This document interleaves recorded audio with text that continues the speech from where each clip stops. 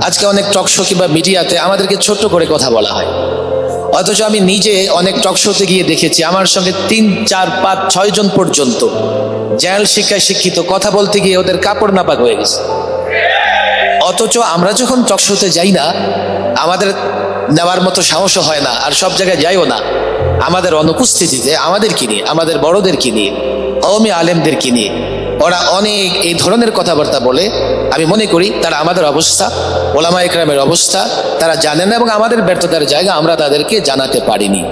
আমাদের এই উদ্যোগ নেওয়া দরকার, আমাদের বড়দেরকে তাদের চিন্তা ভাবনা এবং তাদের কর্মজীবনও জাতির সামনে তুলে ধরা দরকার। আল্লাহ তৌফিক দিতে পারি নাই, এটা আমাদের ব্যর্থতা। ফলে আমাদের বড়রা বড় জায়গায় আসীন হতে পারেনি বলে আমরা নিজেরাও মানুষের চোখে ছোট জায়গায় অবস্থান করছি।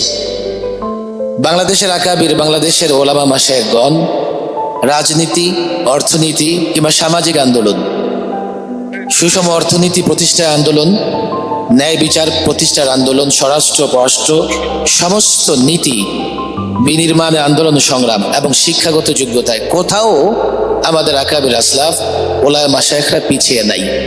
কিন্তু আমাদের ব্যর্থতা হচ্ছে আমরা আমাদের আকাবিরদেরকে সেইভাবে জাতির সঙ্গে পরিচয় করে দিতে পারিনি। আমি অনুরোধ করব, এই যে এমন একটা উদ্যোগ, আমরা যেন ব্যাপকে উদ্যোগ নিতে পারি। আল্লামা মুফতি আমিন রাহিমাহুল্লাহ একটা কথা আমাদের বারবার বলতেন যে আমাদের ভারতের আকাবির যারা, তাদেরকে পরিচয় করে দেওয়ার জন্যে মধ্যপ্রাচ্যের সাধারণ মানুষ এবং ওলামাদের কাছে আমাদের আকাবিরদের অনেক অনুজ এবং অনেক শিষ্য যথেষ্ট কাজ করেছেন।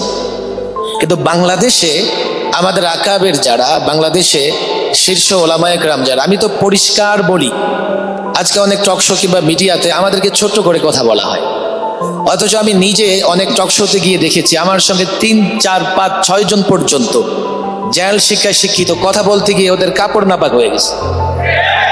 অথচ আমরা যখন টকশোতে যাই না, আমাদের নেওয়ার মতো সাহসও হয় না, আর সব জায়গায় যাইও না। আমাদের অনুপস্থিতিতে আমাদেরকে নিয়ে, আমাদের বড়দেরকে নিয়ে, কওমি আলেমদেরকে নিয়ে ওরা অনেক এই ধরনের কথাবার্তা বলে। আমি মনে করি তারা আমাদের অবস্থা, ওলামা ইকরামের অবস্থা তারা জানেন না, এবং আমাদের ব্যর্থতার জায়গা আমরা তাদেরকে জানাতে পারিনি। আমাদের এই উদ্যোগ নেওয়া দরকার, আমাদের বড়দেরকে তাদের চিন্তা ভাবনা এবং তাদের কর্মজীবনও জাতির সামনে তুলে ধরা দরকার। আল্লাহ তৌফিক দান করুন।